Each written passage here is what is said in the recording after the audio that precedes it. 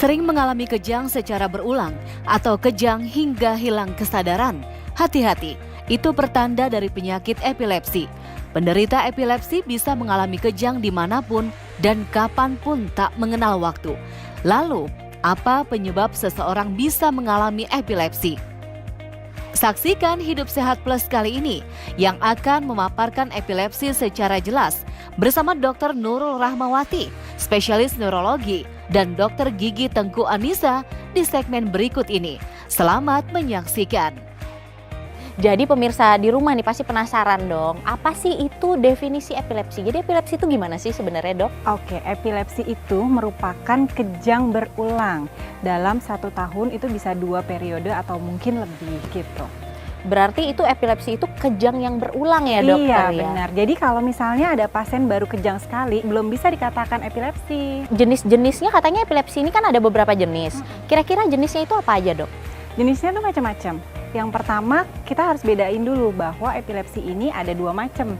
Yang pertama epilepsi primer, di mana itu biasanya genetik dari kecil, dari bayi atau mungkin dari kecil ya, dari usia anak-anak. Nah, tapi ada juga epilepsi sekunder. Epilepsi sekunder itu biasanya sering juga sih pada anak-anak, tapi dia disebabkan oleh hal lain.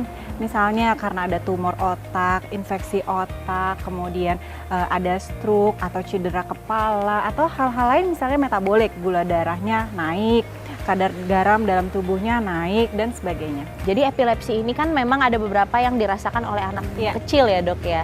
Nah, anak kecil ini terkadang sering mengalami kejang ataupun step. Jadi kemarin ada kasus anak balita di usia di bawah 1 tahun itu mengalami kejang bahkan 1 hari bisa sampai 10 kali, Dok.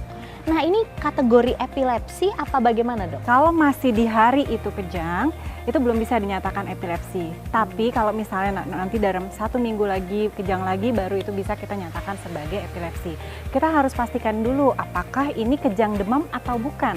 Jadi kalau kejang demam ini, Dokter Nisa, dia itu demam kemudian diikuti kejang. Nah, kalau pada epilepsi dia tidak ada pola demamnya. Jadi langsung aja kejang tiba-tiba gitu. Apakah ada mungkin perbedaan antara epilepsi biasa dengan epilepsi yang dikarenakan demam? Kalau kejang demam itu biasanya sering terjadinya pada anak-anak. Dewasa yang kejang dan saat demam itu tidak bisa dinyatakan kejang demam. Itu mungkin epilepsi. Nah, kemudian yang kedua adalah dia ada demamnya dulu, baru kemudian diikuti dengan kejang. Saat-saat tidak demam, dia tidak ada kejang.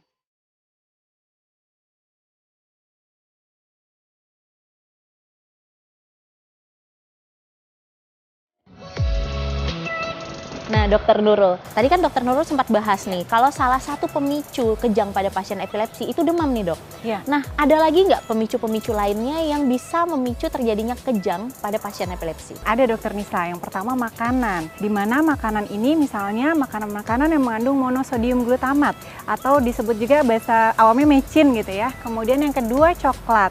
Nah, yang ketiga susu maupun keju. Ini dapat men-trigger kejang kalau diminum dalam jumlah yang banyak ya gitu. Nah, kemudian yang kedua adalah terlalu stres. Capek ini bisa dikatakan kategori stres fisik maupun psikis, banyak pikiran gitu, itu akan men-trigger juga kejang. Kemudian hal lainnya adalah kecapean, keletihan, kemudian pasien kurang tidur. Lalu penyebab lainnya adalah kita berada di tempat panas yang terlalu lama. Jadi itu hal-hal yang perlu dihindari oleh pasien epilepsi. Jadi sebenarnya ketika epilepsi, itu apa sih mekanisme yang terjadi dalam tubuh kita, Dok? Mekanisme yang terjadi ini ketidakseimbangan di otak itu ada namanya ion-ion gitu ya. Jadi ketidakseimbangan ion-ion.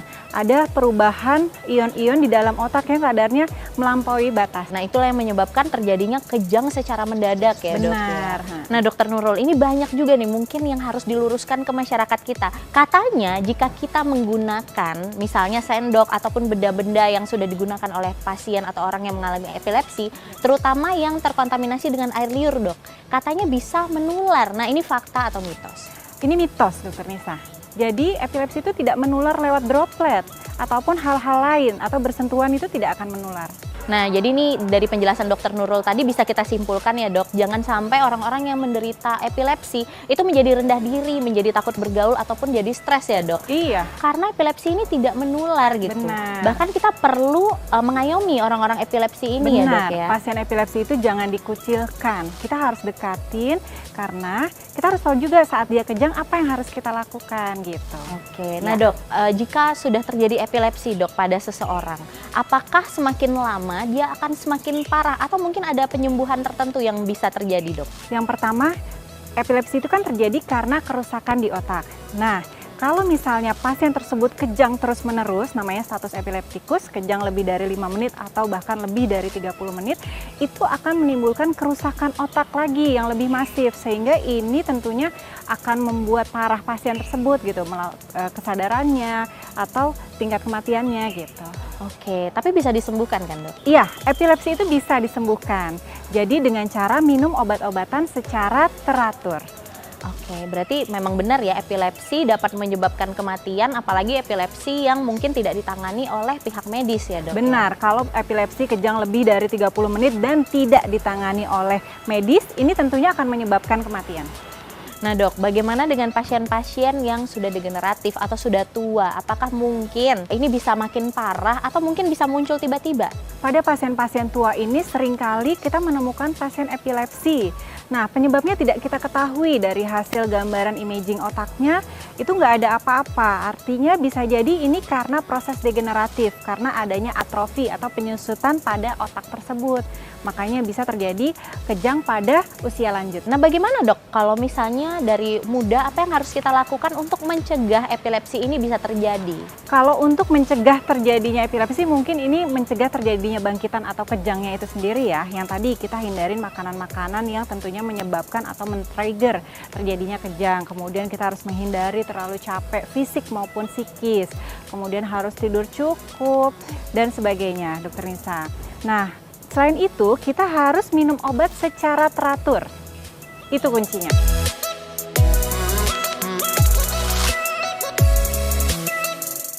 Nah pemirsa, tadi kita udah mendengarkan mengenai epilepsi dari Dokter Nurul. Dokter Nurul, bagaimana nih pertolongan ataupun penanganan ketika ternyata kita mempunyai keluarga yang penderita epilepsi atau mungkin orang sekitar kita di depan kita tiba-tiba ada yang kolaps karena epilepsi? Apa yang harus kita lakukan dok? Ketika kita menemukan pasien kejang, yang pertama harus dilakukan adalah menempatkan pasien pada posisi yang aman. Oke, terutama jika di pinggir jalan seperti ini ya dok, iya, kita pinggirin dulu gitu. Yang kedua adalah jangan memasukkan sesuatu ke dalam mulut, misalnya makanan, minuman, atau seringkali orang-orang ini masukin sendok. Nah itu salah gitu.